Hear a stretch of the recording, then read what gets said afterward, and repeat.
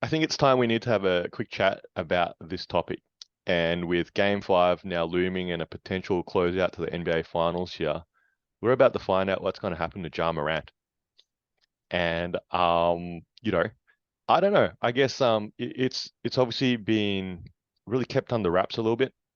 There was, I think, if you considered what happened the first time round, and throughout the season, obviously had a few, off-court dramas, that, really did grab the headlines.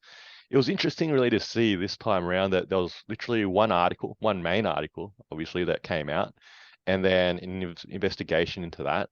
And then Adam Silver sort of said, "Oh, look, we've done investigating. We're not going to release it now. It's NBA Finals." And credit to him, obviously, sort of, taking that stance. I think it was probably the right stance to do. We're going to sort of, share the findings at the end of the finals. And I guess it's that said, because there's been so sort of little information from media, which is an interesting take. Usually they're the first ones to jump on it, and everyone's got an opinion, right? That it's like which way is this going to go? Like, is Ja Morant going to be found like nothing really happened? Is he going to get, I don't know, lose half a season? I don't know. What do you reckon? I think, a lot of people have commented on the fact that no one was at risk. It's more childish or silly behavior. But obviously the gun landscape in America is drastically different, than what we experience where we're respectively living. I think I look at this more from a kind of like leadership thing. So, with my field of work, I'm very conscious of like what I'm doing, what precedents I'm setting on people, and what boundaries I'm creating for the people I work with. And you look at Adam Silver, and he's sat down and had a conversation with John Morant supposedly, and they've obviously come to some form of arrangement. And I think that's probably what we're dealing with this time round is he basically stepped out of line after I told you not to step out of line again. And so there's probably a little bit of a personal ego thing here, but it's also about setting a precedence for the rest of the league. So, Ja Morant's incredibly important to both the league and the Memphis Grizzlies franchise. And we can't really be having this negative attention on the league, right? And ultimately, this storyline's come out and the interest has come out in the NBA Finals because it is a big deal. And this is not the attention that you want at this time of the year. So I believe Adam Silver is going to be quite heavy handed with the punishment. So, a quarter of the games, 20 games, whatever you may call it, because I don't think he wants this to repeat.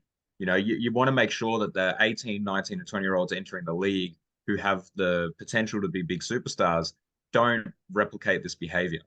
Because it's just not good. It's just not good. I don't know. And it's interesting as well because I talk to people in the younger demographics from time to time, and they actually mentioned the fact that Ja Morant is banned, right? So it's it's important, I think, to make sure that this doesn't become, I guess, an expectation. It's also probably that hood culture that I believe was such a big deal of David Stern's, and with the rule changes that he brought in, that I think Adam Silver's probably looking at this in the same lens and not wanting to let that creep in.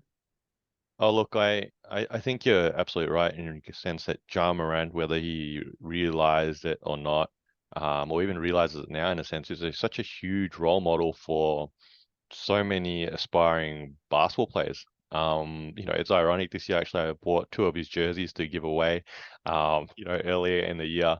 And he was in the top 10, I think, top sellers, I think, as a jersey.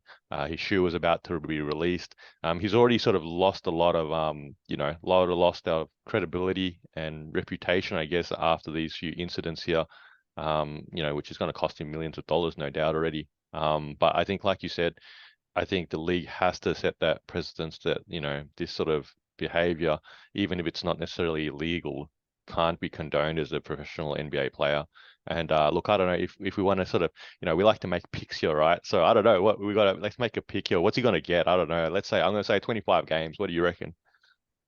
Yeah, I'd say it's around the quarter season mark, so it's about 20 games. All right. Well, I guess we'll hopefully stay tuned and let's find out what happens to George R. Morant. This is two guys with spare time. I'm Faz. This is Nick. You're probably a basketball fan like us, so hopefully you can throw us an assist and giving our video a like and subscribing to our channel. And if you got thoughts, feelings, or even some suggestions, please put them down in the comment section below. And thank you for using your spare time to watch us in our spare time.